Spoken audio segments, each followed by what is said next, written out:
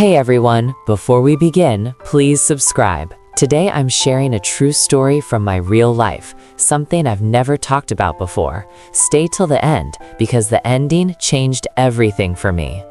My name is Beatrice Arden, and I used to believe that if you loved people deeply enough, life would stay gentle with you. I was the kind of woman who kept biscuits in a tin just in case, who ironed napkins even when no guests were coming, who wrote birthdays in a little diary with the neatest handwriting I could manage. My husband, George, used to tease me about it. "Bea, you prepare like the queen is popping round," he'd say, leaning in to steal a biscuit while I pretended not to notice. We weren't wealthy, but our home was full of laughter, of small traditions, of Sunday roasts and kettle whistles, and the quiet comfort of knowing someone would reach for your hand in the dark. When our children grew up, I worried the house would feel hollow. Instead, it filled again, first with their visits, then with the bright chaos of grandchildren. I became Nana B, the safe place, the storyteller, the one who always had plasters in her handbag and a spare jumper in the car. I loved the way the grandchildren argued over who got to sit beside me on the sofa. I loved the way my daughter would call from the kitchen, "Mom, are you spoiling them again?" And I'd answer, "Absolutely," as if it were my proudest job title. I thought this was the reward you earned for a life of trying to be kind, trying to be patient, trying to forgive quickly. Those years were made of happy moments so ordinary they felt immortal. Birthday candles, school plays, summer picnics where the sandwiches went warm and nobody cared, Christmas mornings when paper and laughter covered the carpet like snow. George and I would watch everyone and exchange that quiet look married people share, the look that says, "We did something right." If I close my eyes, I can still hear the sound of the front door opening and my grandson shouting, "Nana B," like my name was the best news in the world. I can still feel George's hand resting on the back of my chair while I served tea, steady and familiar, as if he could anchor me to happiness just by standing near. I didn't know then how quickly a life can change shape. I didn't know that a home can go from full to fragile without anyone noticing the exact moment the crack begins. Back then, I was simply happy, softly, genuinely happy, and I thought happiness, once built, would hold. When George died, the silence didn't arrive all at once. It crept in like fog, settling in corners where his voice used to be. One morning, I reached for his mug before I remembered. The next day, I set out 2 plates before my hands realized there was only one of us left. People say grief comes in waves, but for me, it was more like living inside a house where one wall had disappeared. The air felt colder, the rooms looked bigger, even the clock sounded louder, as if time itself had become impatient with my sadness. And yet, this is something I still hold close. My children were wonderful at first. They stepped in like a net beneath a falling body. My daughter stayed the night and slept beside me, her breathing a small reassurance. My son handled the paperwork with a seriousness that made me proud and heartbroken at once. The grandchildren became my medicine without knowing it. They brought drawings and school gossip and silly jokes, and when I smiled, I could tell it mattered to them. They'd sit on the rug and demand, "Tell us about Granddad," and I would, even when the stories made my throat tighten. I'd tell them how George once danced in the rain after we got lost on holiday, how he could fix anything with a screwdriver and stubborn optimism, how he always saved me the crispiest roast potato. I watched their faces and realized that love doesn't die when a person does. It just changes address. It moves into memories, into habits, into the way you keep setting out the extra plate for a while because your heart is slower than your mind. In those first months, the house stayed busy. There were casseroles dropped off, phone calls, visits, small errands done without me asking. My daughter would tuck a blanket around my shoulders and say, "You're not alone, Mom." My son would squeeze my hand and promise, "We've got you." The grandchildren would race in after school, their backpacks bumping the hallway, and for a moment, the grief would loosen its grip, because laughter is a powerful thing. I began to believe that maybe this would be my new life. Missing George, yes, but held up by the family we'd made together. I tried to be brave, to be grateful, to keep my sorrow from becoming their burden. I learned to say, I'm okay, even when I wasn't, because I didn't want their love to turn into pity. And slowly, I started to build routines again. Tea at 4, the garden on weekends, Sunday dinners when I insisted on cooking because it made me feel useful. I didn't realize then that usefulness can become a cruel measure of worth in some people's minds. I didn't realize that the same hands that were holding me up would one day feel tired of carrying. For a while, life found its rhythm again, and I clung to it like a warm scarf. I became the grandmother who never missed a birthday, the one who sat in the front row at school concerts even when the seats were hard and the hall was too hot. I baked victorious sponge cakes with the grandchildren and let them crack the eggs, even though they always made a mess. I kept a jar of sweets on the shelf, and I loved how they'd sneak one and look guilty, as if I hadn't placed a jar there for that exact reason. My family called me often. My daughter would pop by after work with groceries and a quick kiss on my cheek. My son would fix things around the house and insist I stop climbing stepladders. The grandchildren grew taller, louder, more complicated, but still they'd sit beside me when something upset them. I became the place they brought their worries. Friendship dramas, exam nerves, crushes they couldn't say out loud. They'd whisper, "Nana B, don't tell Mom," and I'd nod solemnly, pretending I was a spy receiving important information. Those were sweet years, years where grief lived in the background but joy kept stepping in front. We made new traditions. Christmas became noisier with more opinions about which films to watch and which songs were cringe. Summer holidays meant crowded cars and seaside chips. I started making little scrapbooks of family photos, writing notes in the margins. First day of secondary school, he finally learned to ride a bike. She won her dance competition. Sometimes I'd catch myself smiling at the pages for too long, and then guilt would poke me. How can you be happy when George is gone? But I learned to answer that guilt softly, because George loved this happiness, because he would want me to keep living. I felt useful again. I felt needed. When my daughter got overwhelmed, I'd take the grandchildren for a weekend and send her home with a list of proper rest instructions. When my son struggled with work stress, I'd make him tea and say, "Talk to me." I thought my role in the family was solid, like a foundation stone that couldn't be moved. But time is sneaky. It turns little changes into big ones without announcing itself. The children grew busier, the visits became shorter, the phone calls sometimes turned into quick texts. "Sorry, Mom, hectic week. Can't make Sunday B, next time." I told myself it was normal. Everyone's life gets full. And to be fair, they still cared when they remembered. The grandchildren still loved me when they weren't distracted. I stayed cheerful because I didn't want to become the sad old woman in the family. I became very good at saying, "I'm fine," perhaps too good, because when the first real cracks occurred, when my body began to betray me, I didn't know how to ask for help without feeling like I was begging for my place. It began with small things that were easy to hide. A dizzy spell when I stood up too quickly, a strange fatigue that sat in my bones even after a full night's sleep. I'd forget where I put my keys and laugh it off. "Old age, darling," as if making a joke could tame the fear. But the truth is, I was scared. I'd always been the capable one, the organizer, the fixer of problems. Suddenly, my knees complained on the stairs. My hands shook when I poured tea. Doctor appointments multiplied, and my handbag filled with pill packets and appointment cards. At first, my family responded the way I'd expected: concern, kindness, practical help. My daughter drove me to the GP and sat in the waiting room with me, rubbing my back when I looked pale. My son installed extra lights and a rail by the bath, pretending it was just upgrading the place. The grandchildren were sweet too. They'd bring me water, ask if I needed anything, offer to carry shopping bags. I was touched by it, but also embarrassed. I didn't want to be handled like fragile glass. I wanted to be me.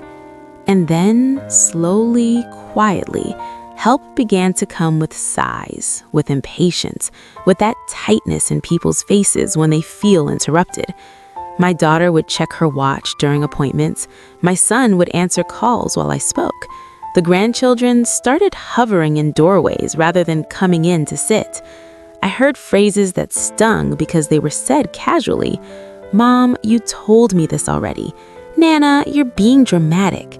"B, you need to be more organized." I tried. I made lists, I set alarms, I put sticky notes on cabinets, kettle off, front door locked. I hated those notes. They made me feel like a stranger in my own life.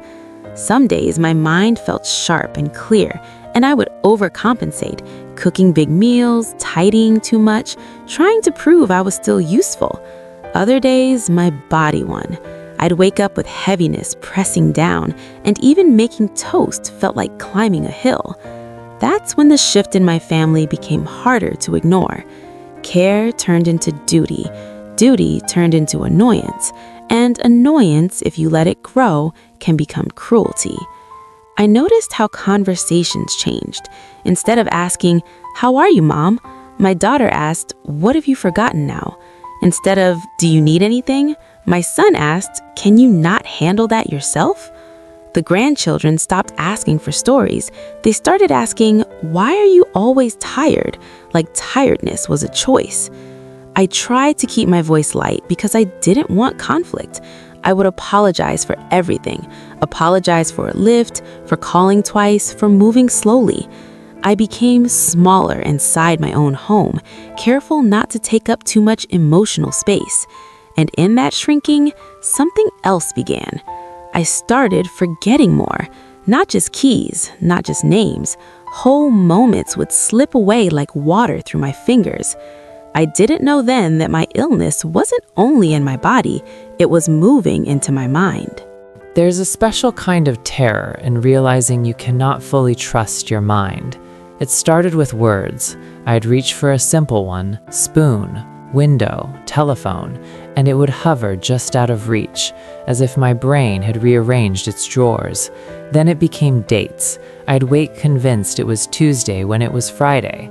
I'd call my daughter and say, "Are you coming for dinner?" And she'd snap, "Mom, we had dinner yesterday." Sometimes I'd look at my grandson and see him as a little boy for a second, and my heart would swell with nostalgia before reality clicked back into place. That click was humiliating. It felt like being caught daydreaming in public. The doctor used careful words: cognitive decline, memory impairment, will monitor, but careful words don't soften what it means. My family's reactions varied, and I learned quickly which ones hurt the most. At first, there was sympathy. Then there was fear. And fear, in people who don't know how to sit with it, often turns into anger. "You're making things up," my daughter said once when I insisted I hadn't eaten. "Stop arguing," my son said when I asked the same question again. The grandchildren started rolling their eyes. I could see it even when they tried to hide it. I became the inconvenience at the center of their busy lives.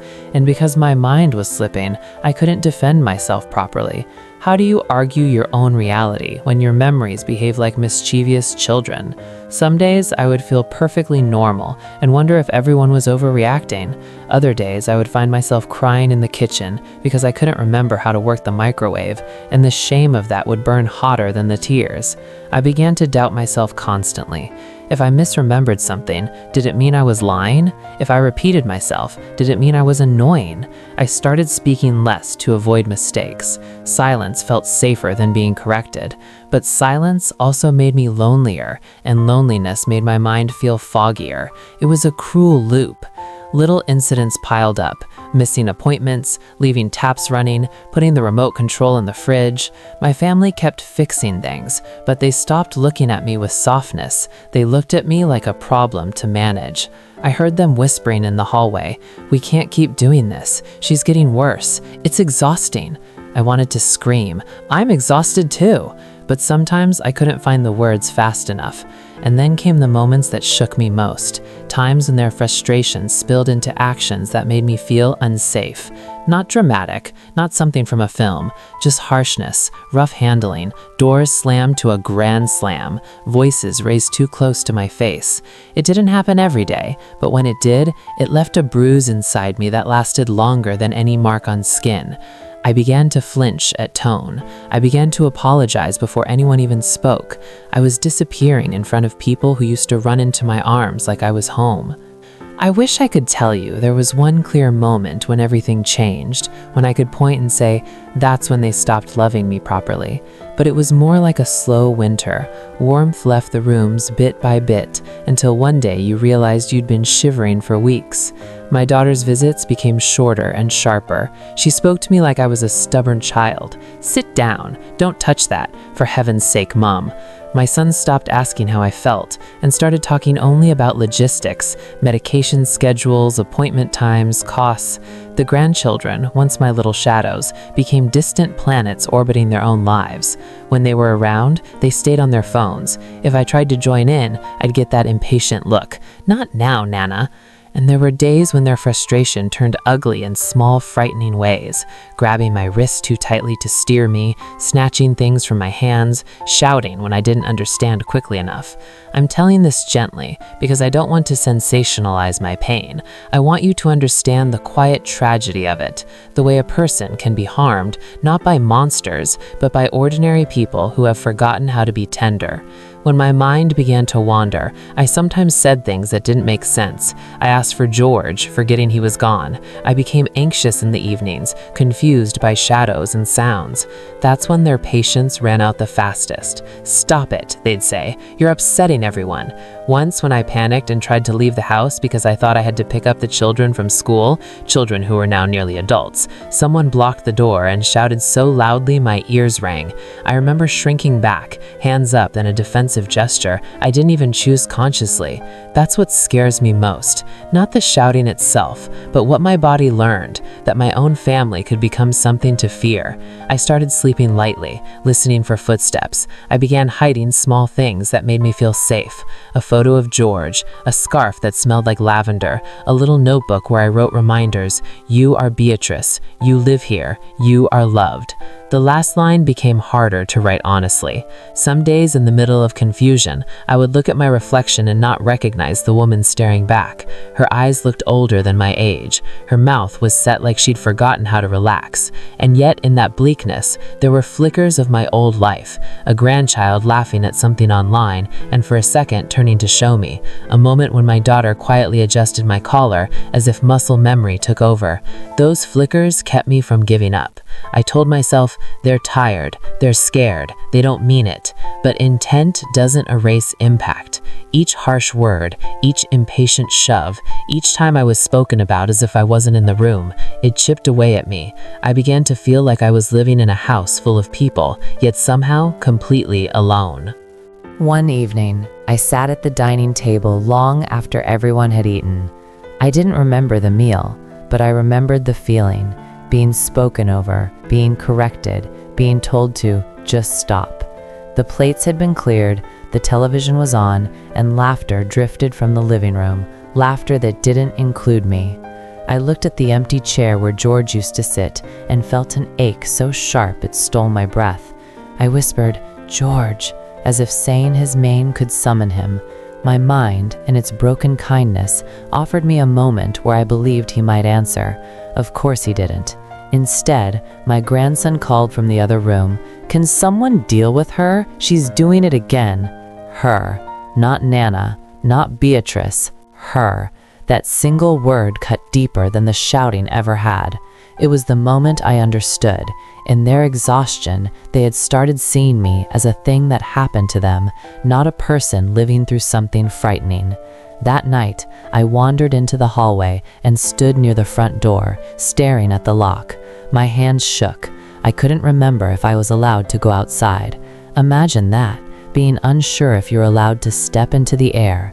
I turned back and saw my daughter's face, tight with anger and stress. "Mom, for God's sake," she said, and she took my arm to guide me, too firmly. I stumbled, not because she meant to hurt me, but because my body couldn't keep up. I caught myself on the wall, heart racing. For a moment, I saw fear flicker in her eyes. Then it was swallowed by irritation again. "You're going to fall, and then what? Do you know how much work this is?" That sentence stayed with me. How much work this is, as if my existence had become a job. I went to my room and sat on the bed, staring at the little notebook where I used to write reminders. My pen hovered over the page. I wanted to write, "You are loved," but my hand wouldn't move. I felt a hot rush of shame, then anger, then despair. I wanted to call someone, a friend, a neighbor, anyone, but I couldn't remember the numbers. The world felt like a book with missing pages. I lay down fully dressed and listened to the muffled sounds of my own family living without me. And yet, in that darkness, my mind did something unexpected. It remembered a tiny detail from years ago, George's voice saying, "Bia, never think you're a burden. You're the heart of this family." I clung to that sentence like a rope. I whispered it to myself again and again until my breathing slowed. If I was going to survive this slow erasure, I needed one thing, proof that I still mattered. I didn't know where that proof would come from, but somewhere inside me, beneath the fog, a stubborn little spark remained. I decided that even if they forgot my value, I would not forget I had one. The turning point came in the most ordinary way, because life often does its biggest work in small moments. It was a weekend afternoon. The house was busier than usual because extended family were visiting. Someone had brought a cake, the kind with thick icing, and the living room smelled faintly of coffee. I was sitting in my chair, trying to follow the conversation, when I heard my granddaughter, nearly grown now, say to someone, "Honestly, she's like having a toddler. It's embarrassing." She didn't whisper it. She said it with a laugh. People laughed back, awkwardly, and I sat there smiling weakly because my brain didn't process the cruelty fast enough. But my great-niece, a young woman I hadn't seen in months, looked at me differently. She watched my face as if she could see the hurt forming underneath. Later, when the room cleared, she came over and knelt beside my chair. "Auntie Bia," she said softly, using the name that made me feel like myself. "Are you all right?" Something in that simple question broke the dam. Tears came, slow and silent. I wasn't trying to create drama. I was just relieved someone had spoken to me like a person. She stayed with me for a long time, holding my hand, asking gentle questions. She noticed things others had stopped noticing, the way I flinched at sudden voices, the way my clothes didn't fit right because no one had helped me choose them, the way I kept checking my notebook like it was a lifeline. She didn't accuse anyone. She didn't shout. She simply observed, and later she spoke to my daughter and son privately. I don't know exactly what she said. I only know that the mood in the house shifted after that conversation. My daughter came into my room that night and sat on the edge of the bed like she used to when she was a teenager. She looked exhausted, truly exhausted, and for the first time in a long time, I saw guilt in her face. "Mom, I'm sorry," she whispered.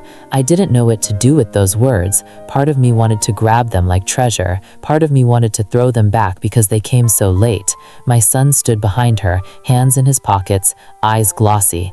"We didn't realize how bad it got," he said. I almost laughed. Of course they realized. They just didn't stop. But I understood something else too. They were drowning. They were scared of losing me. And instead of facing that fear, they'd turned it into anger. That doesn't excuse it, but it explains it. The next day, there were practical changes. Appointments made, plans discussed, a professional care suggested, and there was something more important, a new kind of attention, not the impatient supervision I'd been living under, but real listening. My granddaughter avoided my eyes for days, and when she finally spoke, her voice was small. "Nana, I didn't mean..." She couldn't finish. For the first time, the people around me began to understand that I wasn't trying to be difficult. I was lost in a maze, and I needed guides, not judges. Healing didn't happen like magic. There wasn't a montage where everyone became perfect overnight. Real change is awkward. It stumbles. It requires people to admit things about themselves they don't want to see. My daughter began attending a carer support group, and sometimes she came home looking like she'd been punched by honesty. She would sit at the kitchen table and say, "Mom, I didn't realize how much resentment I was carrying." My son rearranged his work schedule so he could be present without feeling rushed. The grandchildren, especially the older ones, were the hardest to shift because teenagers and young adults don't like guilt, but guilt found them anyway. My great niece kept visiting, becoming a quiet bridge between me and the others. She encouraged them to speak to me calmly, to use simple sentences, to give me choices instead of commands. They started putting labels on drawers, not to shame me, but to help me. They turned my notebook into a family project. Each grandchild wrote one happy memory on a page, so that when my mind was foggy, I could read my own worth in their handwriting. "Remember when you taught me to bake?" one wrote. "You came to every match," wrote another. "You hugged me when I failed," wrote a third. I cried over those pages like they were oxygen. They also brought in a carer named Janet, a warm, firm woman who spoke to me with respect. She didn't treat me like a child. She treated me like a woman who needed help. That distinction mattered more than anyone realized. With Janet's support, the house grew calmer, the shouting stopped, the rough handling stopped. My daughter learned that patience isn't something you either have or don't have, it's something you practice, like a muscle. My son learned that tenderness isn't weakness. The grandchildren learned that love isn't just affection when it's easy, it's kindness when it's inconvenient. And I learned something too. I had the right to be safe. I had the right to be spoken to with dignity. I began to speak up in small ways. If someone corrected me harshly, I'd say, "Try again, love. Say it gently." Sometimes it shocked them, then it taught them. Our family dinners returned, different but still meaningful.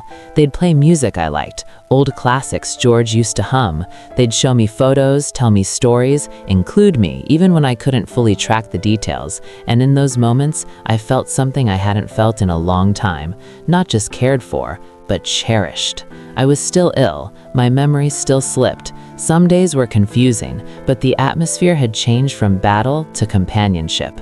The house began to feel like home again, not because my mind healed, but because the people around me learned how to love me without making me pay for my illness. The happiest endings aren't always loud. Sometimes they're quiet. A hand held without hesitation, a voice softened without being asked, a home that feels safe again. My ending, as I tell it now, is made of those quiet things. There was a day, clear and bright, when my family threw a Nana Bee Day. They didn't call it a birthday, because it wasn't. They called it a celebration, because they said they'd wasted too much time being frustrated instead of grateful. They decorated the living room with photos, me and George at the seaside, me holding newborn grandchildren, me in the garden, me laughing with flour on my nose from baking. The grandchildren made a slideshow, and when it played, I saw my own life reflected back at me like a mirror polished with love. My granddaughter, the one who once called me embarrassing, stood up with shaking hands and said, "I didn't understand. I thought you were doing it on purpose, but you were scared, and we made it worse." Her voice cracked. "I'm sorry, Nana. You're not a burden. You're our root." My son cried openly, not the quick, frustrated tears of stress, but the deep kind that come when a person finally faces what they've done. My son hugged me so tightly I felt my ribs complain, and he whispered, "We're going to do better, I promise." And in that moment, something inside me settled, not because the past was erased, it wasn't, but because the truth was finally spoken aloud. I had been hurt, and it mattered. I wasn't invisible anymore. We made new rules in our family. No shouting, no speaking about me as if I'm not there, breaks for carers so nobody reaches the edge of themselves and falls into cruelty, more help when needed, without shame, and most importantly, we returned to respect. My illness still had its own plans. Some days I forgot names, some days I asked for George and then wept when I remembered. But the difference was that now, when I got lost, someone would guide me kindly. When I got anxious, someone would sit beside me. When I repeated a question, someone would answer as if it was the first time. The house filled with warmth again. And here's the lesson I want you to carry from my story. People don't lose value when they lose ability. Age and illness may change what a person can do, but they do not change who a person is.